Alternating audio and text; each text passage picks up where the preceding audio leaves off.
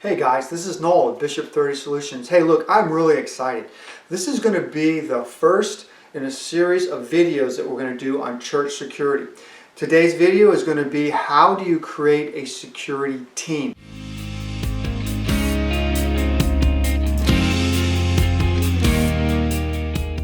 This can be a daunting task, but we're going to break it down. Now look, if you're in northern Alabama or somewhere in the southern Tennessee, I can come to your church. I will not charge for it, and I will help you create a church security team. If you're farther away, we can Skype, email, what have you. At the end of this, I'm going to give my contacts, and you can get a hold of me if that's something that you're interested in. So if you are going to start a church security team, you got to kind of back up and figure out what are your needs. What are your security needs? Well, what I would suggest is yourself, say if you're the church security team leader or going to be the team leader, is do an assessment of your church. Figure out how many people you need to secure how many things. Say you've got a hallway over here while service is going. Maybe you have a nursery and you feel that that's a place that needs to be secured, and it would be. Let's say you have over in another hallway, you have another service going on, say maybe a teen service. Well, you'd want to secure that too with an individual. You may have a foyer area that you want to always have someone there for security because that's the main entrance and all the other entrances are shut down. So that's another person. The sanctuary area, now you probably are going to need more than one person, so you may have two people there. So for this example, we have 5 people. If you come up with 5, then I would definitely at least double that number so that when members are not able to make it, they're on vacation, they're out of town for work, what have you, someone else can take it. The other reason is because you're not going to get a church security member to work church security every single weekend because they want to be with their families in service too. So as many as you can get is what you need to try and go for. So once you have that number, most churches don't outwardly advertise in a bulletin or in announcements. What they usually do is that they usually have word of mouth. People that know each other and trust each other will invite people on that security team because it's kind of a unique animal. Now, I'm not saying that you're going to need to invite people on that security team simply because, well, if you're going to have an armed team, well, that guy's he's really good with a pistol. That doesn't matter because we can train them. What you want to be concentrating on is that individual trusted. And most churches now, they actually will not allow someone on the security team unless they are a member. So that's a good thing. So let's say you've gone through the process and you've got 10 or 12 guys. Now what you want to do is you want to go through an interview process. And that interview process needs to be a formal process. And there needs to be written questions that every single interviewee gets, and they're all the same. Now, some churches may want to have other people in the interview because of the nature of the security team with firearms, so forth and so on. So maybe the pastor, maybe the assistant pastor, maybe an elder will participate in that interview process. I would not have a lot of people in it. I would suggest maybe yourself and one other because when they start asking questions, the interview will take forever. So what are some of those questions and what do they look like?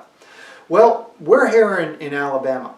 Alabama, they require, if you're going to conceal carry a pistol, that you need to have a concealed carry permit. Well, you need to have that because that has to do with Alabama law or state law carrying. It also gives you an initial background check to make sure they didn't have any felonies in their background right around when that permit was awarded to them.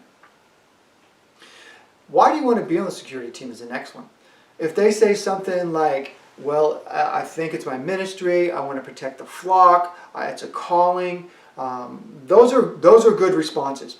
If they say something like, well, I saw what was entailed in the training and I really just want to go through the training. I kind of like that stuff. No, that's not the person that you want on your team. They're probably going to just go through the training and not go any further, and that time, energy, and money is wasted. The other question is, are you willing to go through training and have weekend duties? Most are. You need to, before we get to the interview, these individuals need to know what the training requirements are, how many days it's going to take, so forth and so on. If you have someone that said, well, you know, I've got a bowling league and I bowl 4 days a week and I'm sure that if I miss some training that I can make it up. No, that's not a good answer. That right out of the chute, this person is missing training and realistically they're not dedicated to the cause, conceivably. Next question is kind of a hard-hitting question, and you get some varied responses from it, but if you had to, are you willing to run toward a shooter to save lives? Most people, when they get to that point, have thought about that they are willing to sacrifice in order to save lives, to save the flock. But there are some people that really haven't thought about that. They just think that, hey, it's kind of be kind of neat going around securing this and that, and nothing really happens in my church, so it doesn't really matter. No. The people that stop and have to think about that, give them a little bit of time. But yes, it should be the answer to that question in the end. The other question is, do you have prior firearms training? Now, I'm not talking about going out behind the grandfather's or grandmother's barn and shooting cans. I'm talking about real, actual firearms training, whether you get that from the military, whether you get that from being a police officer, whether you get that from actually taking firearm classes. So, formal training. Do you have any prior knowledge of tactics? Any experience there? Well, sometimes the military does, law enforcement. That's always good to know in the background. Last question is, what type of firearm do you have? We'd say, well, what does it matter? Well, it does matter. What if you got two guys with revolvers, and which I don't think is a good idea for church security. I would go with a semi-automatic. So you have two guys with revolvers and the rest of them have semi-automatics. Well, that will affect your training program because, for instance, if you're doing reloading drills, the reloading process and training for a revolver is completely different from that of a semi-automatic pistol. Also, and in the normal course of your range, let's say you had a string of fire for 10 rounds. Well, the revolvers, most of them only have 6 rounds in them. So now you have to alter that. You have to think through the process. So there are some drawbacks to having different types of firearms. So that's why I asked that question. So now you've decided who these guys are.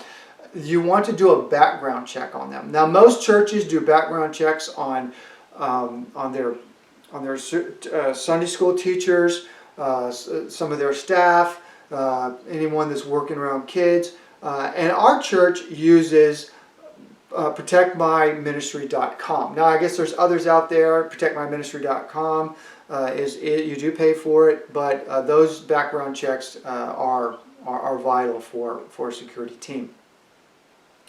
If you go through training, you go through firearms training, you go through tactics, you go through scenarios, you go through all this type of stuff. Make sure that every member goes through all of the training. Meaning, don't allow someone to come up and say, hey, well, you know, I was in the military, I got that. I don't need to do that. I got other things to do. Or I was in law enforcement. I don't feel that I need to go through the firearms training. No.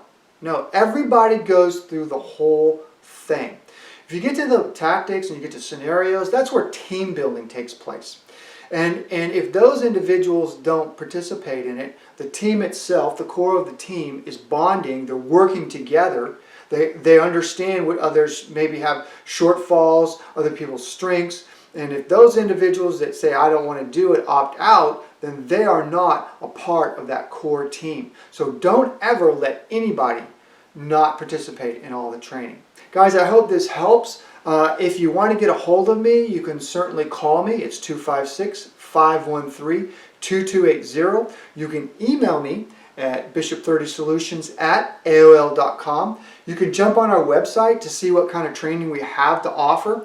That's www.bishop30solutions.com. Thanks for watching and have a great day.